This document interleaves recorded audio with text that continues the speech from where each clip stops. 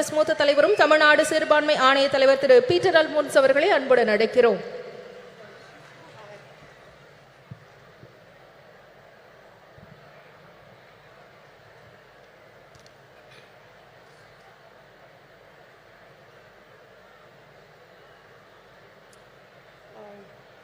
I think it's too high, no?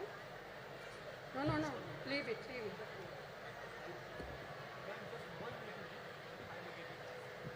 Then it will be too low. Thiru M.K. Stalin ji, Tirumati Kanimori Karunanidhi ji, all women's leader on the dais,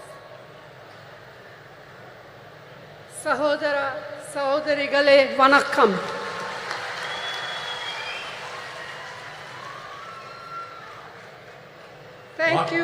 Thank you, Chief Minister of Tamil Nadu, Thiru M.K. Stalin, for inviting me to this Women's Rights Conference. We are assembled here to commemorate the work and memory of the great son of India, Thiru Dr. K. Karunanidhi, lovingly called Kalankya. மாண்புமிகு ஸ்டாலின் அவர்களே, அன்பிற்குரிய கனிமொழி அவர்களே, மேடையிலே அமர்ந்திருக்கக்கூடிய மகளிர் தலைவர்களே, இந்த அருமையான நாளில் ஒரு மாபெரும் தலைவருடைய 100 ஆண்டு விழாவை முன்னிட்டு நடத்தப்படுகின்ற இந்த மகளிர் உரிமை மாநாட்டிற்கு என்னை அழைத்த முதலமைச்சர் ஸ்டாலின் அவர்களுக்கு என் நெஞ்சார்ந்த நன்றியினை தெரிவித்துக் கொள்கிறேன். A leader of many talents, a writer, a poet, a journalist, a chief minister of many terms, but above all, a leader who believed deeply in the upliftment of the deprived. தன்னுடைய வாழ்க்கை முழுமையும் ஏழை எளிய மக்களுக்காக உழைத்தவரும் இந்திய தாயினுடைய தவப்புதல்வர்களில் ஒருவரும் நம்மால் அன்போடு கலைஞர் என்று அழைக்கப்படக்கூடியவருமான அருமைக்குரிய தலைவர் கலைஞர் அவர்கள் ஒரு பன்முகத்தன்மை கொண்ட ஒரு மாபெரும் தலைவர். ஒரு எழுத்தாளராக, ஒரு பத்திரிகையாளராக, ஒரு முதலமைச்சராக, ஒரு நிர்வாகியாக அவர் ஆற்றிய பணிகள் மகத்தான பணிகள். He believed in equality of all, regardless of faith, caste, language or region. And ahead of his time, he was a champion of gender equality, which has now become something of a national movement. மாநிலம், மொழி, சாதி, மத நம்பிக்கை இவற்றிற்கெல்லாம் அப்பாற்பட்டு எல்லோரையும் சமத்துவமாக பார்க்கக்கூடிய ஒரு அருமையான தத்துவத்திலே அவர் நம்பிக்கை கொண்டிருந்தார். தன்னுடைய வாழ்நாளின் போது அதிகமாக பேசப்படாத பாலின சமத்துவத்தை அவர் சிந்தித்து அதற்காக போராடுகின்ற ஒரு போராளியாக தன்னை அடையாளப்படுத்திக் கொண்டார். இன்று அது ஒரு தேசிய இயக்கமாக கொண்டாடப்படுகின்ற சூழ்நிலை உருவாகி இருக்கிறது. Our women have made India proud in multiple fields and sectors, in spite of the shackles of tradition, patriarchy, and culture that stood on their way. This struggle for equality has had many ups and downs. But today, Indian women shine in many spheres. To mention just a few: science, knowledge, skills, culture, and sports, and politics. And above all, as centers of our families and leaders of people. நம்முடைய பெண்கள் இந்தியாவிலே மிக மகத்தான சாதனைகளை செய்திருக்கிறார்கள். மரபு வழி சமூகம், ஆணாதிக்க சமூகம், கலாச்சாரம் என்கிற தடைகளை எல்லாம் மீறி அவர்கள் மிக அருமையான சாதனைகளை செய்து முடித்திருக்கிறார்கள். இந்த நீண்ட நெடிய போராட்டத்தில் ஏற்றங்களும் இருந்திருக்கின்றன, இரக்கங்களும் இருந்திருக்கின்றன. ஆனால் இன்று இந்திய பெண்கள் பல்வேறு துறைகளிலே ஒளிர்கிறார்கள். சிலவற்றை சொல்ல வேண்டும் என்று சொன்னால், விஞ்ஞானத்திலே, அறிவிலே, ஆற்றலிலே, கலாச்சாரத்திலே, விளையாட்டிலே, இவை எல்லாவற்றிற்கும் மேலாக நம்முடைய குடும்பத்தினுடைய மைய பொருளாக, மக்களுடைய தலைவர்களாக அவர்கள் ஆற்றுகின்ற பணி மகத்தானது. இருந்தாலும் கூட இந்த போராட்டம் இன்னும் நீண்ட தூரம் பயணிக்க வேண்டும், இன்னும் பல்வேறு தடைகளை தாண்ட வேண்டும். Yet, we all know this struggle continues, and there are many more frontiers to cross, especially for our disadvantaged sisters. இருந்தாலும் நம்முடைய ஏழை எளிய சகோதரிகள் இன்னும் ஏராளமான தடைகளை தாண்டித்தான் இந்த சமத்துவத்தை பெறுவதற்கான சூழ்நிலை உருவாகி இருக்கிறது. The remarkable non-violent freedom struggle led by Mahatma Gandhi placed a strong emphasis on gender equality. In 1928, the draft constitution was being crafted under the chairmanship of Motilal Nehru, and the Karachi Resolution of 1931, framed by Jawaharlal Nehru. Both these documents championed women's rights, advocating for equal voting rights, political and economic rights, and fair wages. They laid the foundation for women to play an equal role in our nation's building. They embodied the promise of universal suffrage, gender equality, and the socialist equitable society. And this spirit continued when the Constitution of India, under the leadership, chairmanship of Dr. B.R. Ambedkar, was ultimately framed. Mahatma காந்தியினுடைய தலைமையிலே ஏற்றுக்கொள்ளப்பட்ட சாத்வீகமான வன்முறையற்ற சுதந்திர போராட்டம் மகளிர் சமத்துவத்தை முன்னிலைப்படுத்தியது. 1928 அரசியல் சாசன சட்ட வரைவு மோதிலால் நேரு அவர்கள் தலைமையிலான குழு தயார் செய்து அந்த அறிக்கையை சமர்ப்பித்தது. அதற்கு பிறகு கராச்சியிலே நடந்த அகில இந்திய காங்கிரஸ் மாநாட்டில் இந்த தேசத்தினுடைய முதல் பிரதமர் ஜவஹர்லால் நேரு அவர்கள் கராச்சி தீர்மானம் என்கிற பெயரிலே வடிவமைக்கப்பட்ட தீர்மானங்கள், இந்த இரண்டு ஆவணங்களும் பெண்களுடைய உரிமைகளை கொண்டாடுவதிலும் அவர்களுக்கு வாக்குரிமை அளிப்பதிலே சமத்துவம் வழங்கப்பட வேண்டும் என்பதையும், பொருளாதாரத்திலும் அரசியலிலும் செயல்பாடுகளிலே அவர்களுக்கு சரியான பங்கு தரப்பட வேண்டும் என்பதையும் வலியுறுத்தியது. இந்த இரண்டு ஆவணங்களும் அந்த அடிப்படையில் தான் நம்முடைய பெண்கள் ஒரு மிகப்பெரிய ஒரு சமூக மாற்றத்திற்கான முன்னெடுப்பை நோக்கி பார்க்க ஆரம்பித்தார்கள். இதைத்தான் எல்லோருக்குமான வாக்குரிமை, பாலின சமத்துவம், சோசலிச அறம் சார்ந்த சமூகம், இவைகளெல்லாம் அந்த இரண்டு ஆவணங்களில் சொல்லப்பட்ட அந்த விஷயங்கள் தான் பாபா சாஹேப் டாக்டர் அம்பேத்கர் அவர்கள் இந்திய அரசியல் சாசன சட்டத்தினை வரையறுக்கின்ற போது இந்த தத்துவங்களை உள்ளாங்கி அதை மேலெடுத்து செல்லக்கூடிய சூழ்நிலை ஏற்பட்டது.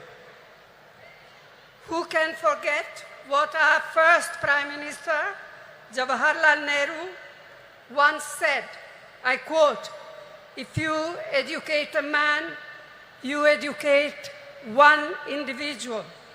However, if you educate a woman, you educate a whole family. Women empowered means India empowered," unquote. ஒரு பெண்ணை நீ படிக்க வைத்தால், ஒரு ஆணை நீ படிக்க வைத்தால் ஒரு தனி நபரை மட்டும் படிக்க வைக்கிறாய். ஆனால் ஒரு பெண்ணுக்கு கல்வி கற்றுக் கொடுத்தால் ஒரு குடும்பத்திற்கே கல்வி கற்றுத் தரப்படுகிறது. மகளிரை அதிகாரப்படுத்தினால் இந்தியாவை அதிகாரப்படுத்துகிறோம் என்கிற ஜவஹர்லால் நேரு அவர்களுடைய வார்த்தைகளை யார் மறக்க முடியும்? And we cannot ever forget the inspiring role Indira Ma in showing how a woman can lead with strength, ability and leadership, combined with a deep sensitivity to the abolition of poverty. அன்னை இந்திரா காந்தி அவர்கள் காண்பித்த தலைமைத்துவம், அவர்கள் காண்பித்த ஆற்றல், அவர்கள் காட்டிய வழிகாட்டுதல் ஒரு பெண் எப்படி தலைமையேற்று செயல்பட முடியும் என்பதற்கான மிகப்பெரிய எடுத்துக்காட்டு. ஏழை எளிய மக்களுக்கான நல்வாழ்வை அளிப்பதற்கும் வறுமையை ஒழிக்க வேண்டும் என்கிற அர்ப்பணிப்போடும் அவர்கள் ஆற்றிய பணியை யாரும் மறக்க முடியாது. Rajiv ji, as we all know, brought in the historic 33% reservation for women in Panchayati Raj and local self-governments. This spurred an entirely new phenomenon of women entering roles of leadership at the grassroots level. அமர ராஜீவ் காந்தி அவர்கள் வரலாற்று புகழ்மிக்க 33 விழுக்காடு இடஒதுக்கீட்டை பெண்களுக்காக பஞ்சாயத்து ராஜ் சட்டத்திலும் உள்ளூர் ஆட்சி அமைப்புகளிலும் கொண்டு வந்தார். அந்த சட்ட திருத்தமானது சமூகத்தினுடைய அடித்தளத்திலே ஒரு மிகப்பெரிய மாற்றத்தை ஏற்படுத்தி பெண்களுக்கு தலைமை பொறுப்புகளை அளித்து ஒரு பெரிய சமூக புரட்சிக்கு வித்திடுகின்ற மிகப்பெரிய திட்டமாக அது அமைந்தது. It was a vital stepping stone towards the reservation on a similar 1/3 of seats in the Lok Sabha, which the Indian National Congress has pioneered in parliament and outside. Rajiv Gandhi அவர்கள் ஏற்படுத்தி கொடுத்த 33 விழுக்காடு இடஒதுக்கீடு தான் இன்று பாராளுமன்றத்திலே மகளிருக்கு 33 விழுக்காடு இடம் ஒதுக்கப்பட வேண்டும் என்கிற சட்டத்தினுடைய முன்னெடுப்பாக அமைந்தது. இந்த சட்டத்தை நிறைவேற்றுவதற்காக இந்திய தேசிய காங்கிரஸ் கட்சி பாராளுமன்றத்திற்குள்ளே பல முயற்சிகளை மேற்கொண்டது. The Women Reservation Bill introduced by the UPA, by UPA 2, was passed by the Rajya Sabha, but a lack of consensus prevented it from being passed in the Lok Sabha. Now, the Women's Reservation Bill has finally been passed due to our relentless persistence, all of us, not just Congress, our relentless persistence and effort. But as we all know, it has still a long way to come. And as Mehbooba ji said, and as many of us, Member of Parliament, said in our intervention in Parliament, when is the bill now going to be implemented? In 1 year, in 2 years, in 3 years? We have no idea. Yes, I can see that some of you men are happy, but we are not. We women are not. And we are going to fight for it till we eventually get there, whether you men like it or not. மகளிர் இடஒதுக்கீட்டுக்கான சட்டம் ஐக்கிய முற்போக்கு கூட்டணி அரசால் 2010 March மாதம் 9ஆம் தேதி மாநிலங்களவையிலே நிறைவேற்றப்பட்டது. ஆனால் மக்களவையிலே ஒரு கருத்தொற்றுமையை உருவாக்க முடியாத காரணத்தினால் அந்த சட்டத்தினை நிறைவேற்ற முடியவில்லை. இப்பொழுது இந்த சட்டம் நிறைவேறியிருக்கிறது என்று சொன்னாலும் கூட இந்த சட்டத்திற்காக நாம் எடுத்துக்கொண்ட முயற்சிகளும் நாம் கொடுத்த அழுத்தங்களும் அதிகம்.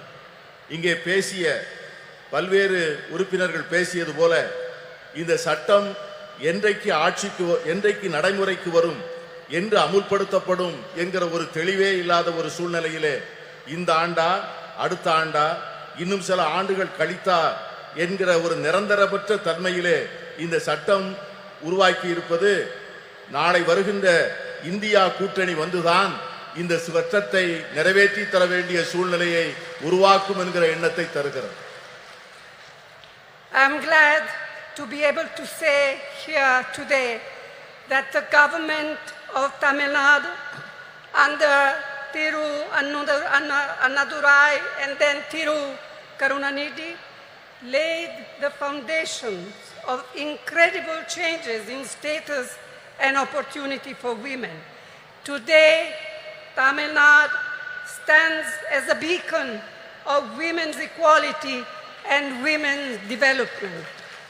அறிஞர் அண்ணா அவர்களுடைய தலைமையிலே அமைந்த அரசும் அதனைத் தொடர்ந்து கலைஞர் கருணாநிதி அவர்கள் தலைமையிலே தொடர்ந்த அரசும் எடுத்து கொடுத்த முன்னெடுப்புகளும் செயல்படுத்திய திட்டங்களும் பெண்களுடைய வாழ்க்கையிலே பல புரட்சிகரமான மாற்றங்களையும் முன்னேற்றங்களையும் தந்திருக்கிறது.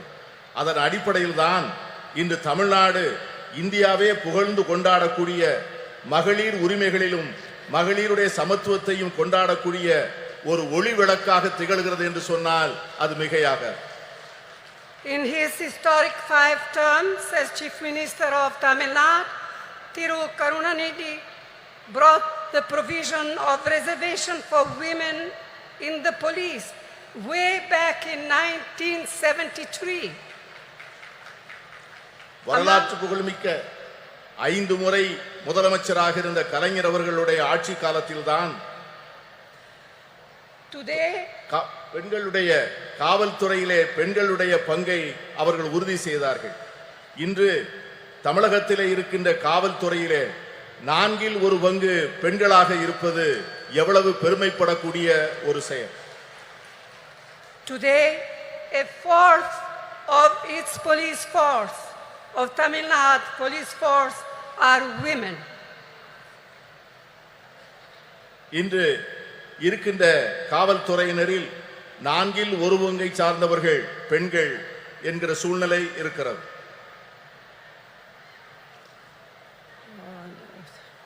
Another very important initiative brought in by Karunanidhi was the reservation for women in government positions.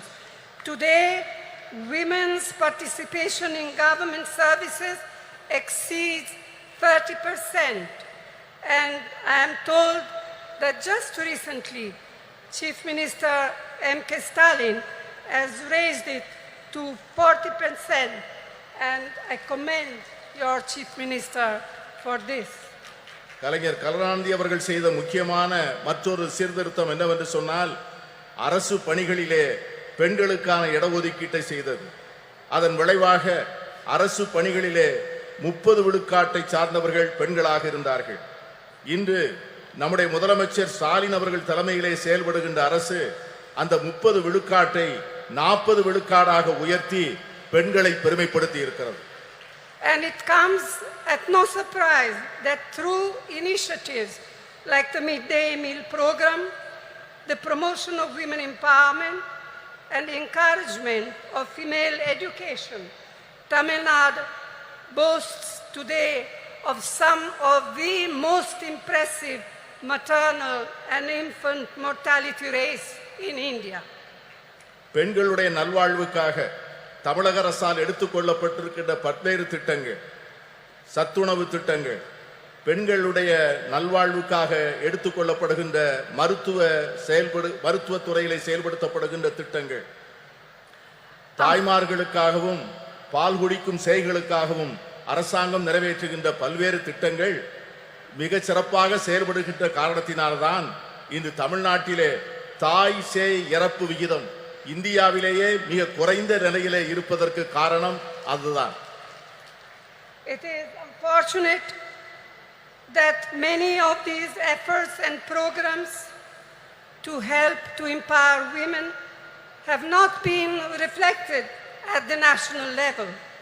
In fact, instead of mitigating problems faced by women, the last 9 years have seen a sustained effort on part of the Modi government to turn our women purely into symbols, to be counted and appreciated only in their restricted traditional roles in a patriarchal framework.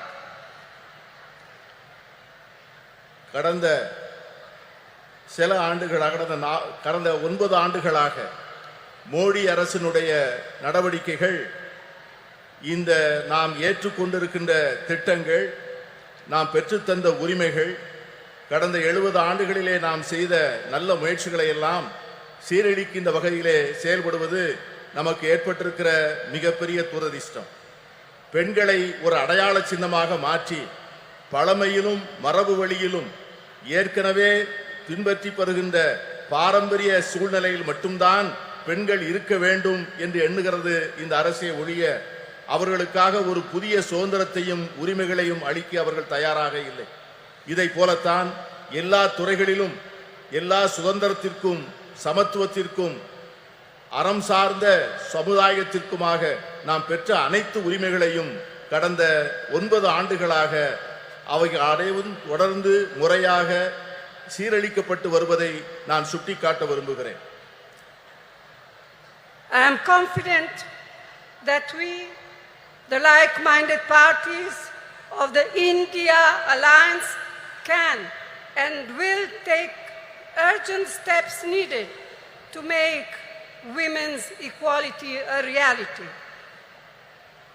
நான் உறுதியாக நம்புகிறேன், நாம் ஏற்பாடு செய்திருக்கிற India கூட்டணி என்கிற இந்த அற்புதமான ஏற்பாடு இதை போன்ற சமச்சீரற்ற தன்மைகளை எல்லாம் நீக்கி பெண்களுக்கு உண்மையாகவே அவர்களுக்கு ஒரு சமத்துவ உலகை உருவாக்கி கொடுப்பதற்கான மிக அவசரமான நடவடிக்கைகளை நிச்சயம் மேற்கொள்ளும் என்று நான் உறுதியாக நம்புகிறேன். And it is my fervent hope that we in the India Alliance will see to it that the bill will be implemented as soon as possible. We will all work together to see to it that it happens. நான் உறுதியாக சொல்லுகிறேன், India கூட்டணி என்பது நிச்சயமாக இந்த மகளிர் இடஒதுக்கீட்டுக்கான சட்டத்தை நிறைவேற்றிய தீரும்.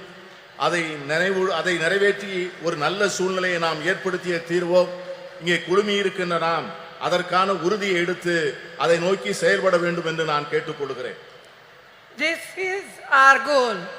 This will be the India Alliance goal, and this is what we women must fight for. If we fight for all together, we shall be victorious. இதை இந்தியா கூட்டணியை சார்ந்த கட்சிகள் நிச்சயமாக செய்யும். நாம் அனைவரும் சேர்ந்து போராடுவோம். நாம் அனைவரும் சேர்ந்து நிச்சயமாக இதனை சாதிப்போம். We shall be victorious. Vetri namade nandri. நன்றியோடு உழைப்போம். வெற்றி நமது. We feel